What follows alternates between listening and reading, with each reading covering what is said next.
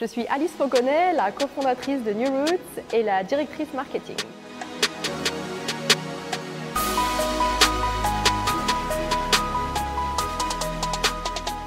La motivation, en tout cas personnellement, de créer New Roots, c'était vraiment complètement le droit des animaux. Donner une alternative à la fois délicieuse et traditionnelle à un produit dont je comprends l'importance culturelle, mais dont je comprends aussi l'exploitation animale et toute la cruauté qui va avec.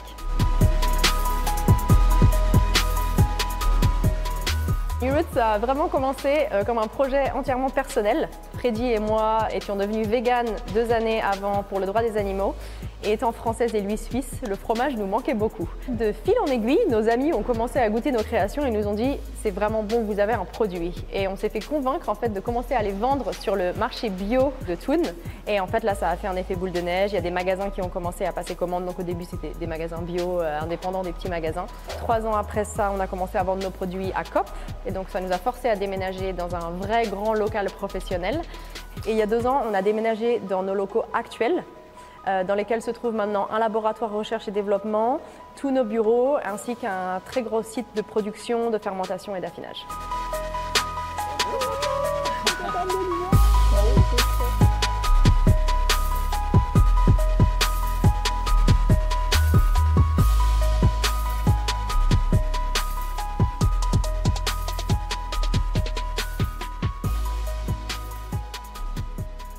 Alors il y a 4 ans, on a créé 1% for the Animals. Donc on reverse 1% de nos ventes totales, soit à des sanctuaires pour animaux comme Coexister, soit à des agriculteurs en transition.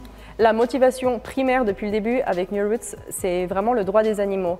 Et donc pour nous, c'est vrai que ça fait complètement sens d'être alliés avec des personnes comme Virginia et des sanctuaires comme Coexister en fait. C'est vraiment comme ça qu'on boucle la boucle. On vend un produit, on joue le jeu du capitalisme, mais on utilise ce système vraiment à notre escient et on essaye de créer le plus de dynamique positive possible pour construire un monde meilleur tous ensemble.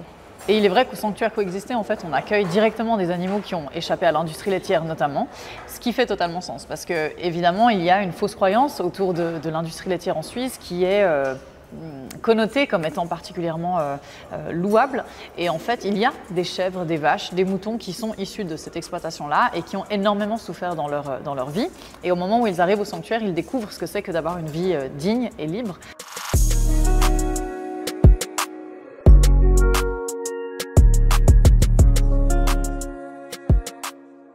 On est dans notre laboratoire de recherche et développement. C'est ici qu'on développe des nouveaux produits et qu'on améliore des produits existants.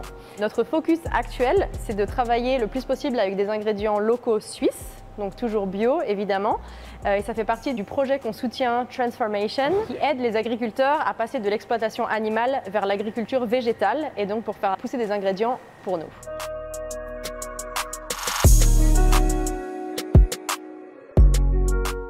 Donc là, on est en logistique. C'est là que les produits, une fois qu'ils sont emballés, sortent de production, sont mis en caisse et sont mis dans le frigo.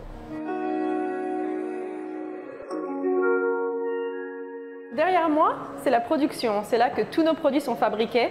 La matière première est toujours la même. On fait notre propre lait végétal biologique et à partir de ce lait, on travaille exactement comme de la fromagerie et de la crèmerie artisanale. Donc les mêmes techniques de fermentation et d'affinage.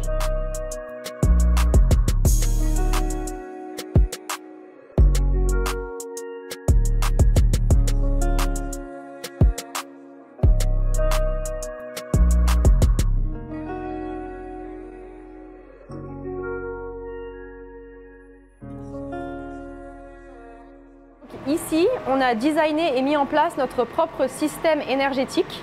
On est complètement autosuffisant. En fait, on recycle l'énergie qu'on produit en circuit continu. On n'utilise aucune énergie fossile, on utilise uniquement de l'énergie hydraulique.